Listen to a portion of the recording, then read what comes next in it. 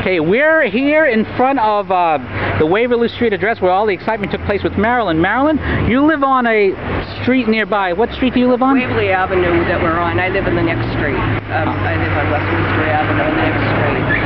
And I woke up to hearing helicopters hovering over my house, which is unusual. And I was home sick today from the State House. And when I heard that, I put the radio on, and I heard that this was happening in my backyard, so to speak, the next street. So I got dressed and came over, and this is very frightening.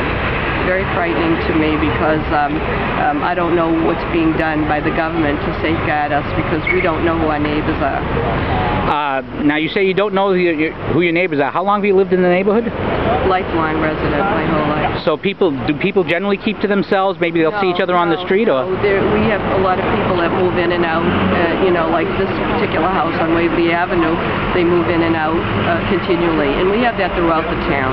It's really changed because we have so many absentee landlords, and I know on my street, across the street every year there's new tenants, so it's not unusual to see a U-Haul, so people never get to know who the people are that are actually living in the house. Now, have you ever seen anything unusual at the house other than the people coming in and going, as you mentioned? No, but you know what I want to say? You know, this is my own amateur look at it. I think this was an ideal place for them to come. We have an elderly housing right here on Waverly Avenue. We have a middle school, so it would be an ideal place for them to do any transactions or whatever they have to do, you know, to do their terrorism or. So quiet enough that it wouldn't be noticed in that sense? Right, would like this, yeah, and this would be ideal for them to move to. But this isn't the first time we want to town because I'm sorry. Go ahead. Dog crossing, right? Because in 9/11, those terrorists stayed in Watertown. Didn't live here, but they stayed in Watertown when they boarded those planes to bomb the towers. So we're only 6 miles from Boston. So, but it could be Waltham, it could be Belmont. But what is the government doing? What are they doing to protect us against illegal aliens? I mean, it's past political correctness. They have to do something.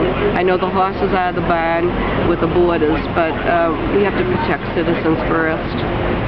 And we don't know who our neighbors are. All right. When you said you were woken up this morning and you came down here, did you notice how many FBI agents were around? Or the No, I didn't, but I talked to one of the neighbors that I know, Mr. Lucera, and he woke up to hearing, raise your hands, and he saw the FBI out there with guns, and that's what he saw. So he saw it firsthand, but they, apprehended them right away, and when I came, they were gone, but it's just that,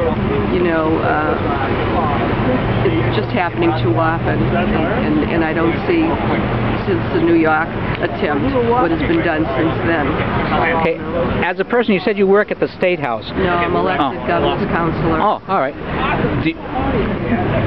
As a person who's an elected governor's counselor, what solutions would you like to see? What changes would you like to see done? I don't have any solutions. I'm not an expert on this, but all I know is that I don't hear any measures being done to protect us with illegals. It seems like the more I hear, the more benefits, the more,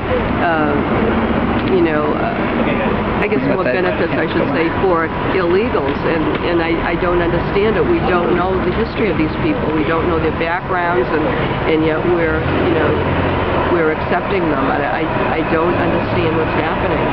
Well, this last question is going to be slightly tongue-in-cheek.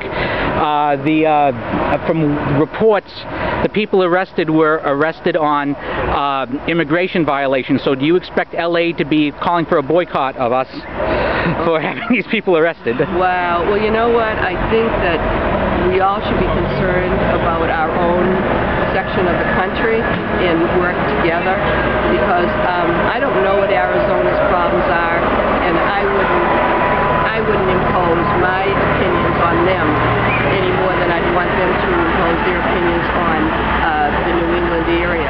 But I think that collectively the United States has to take some action, that we can't continue down this road, because we were just fortunate to stop something tragic in New York and what these people were going to do.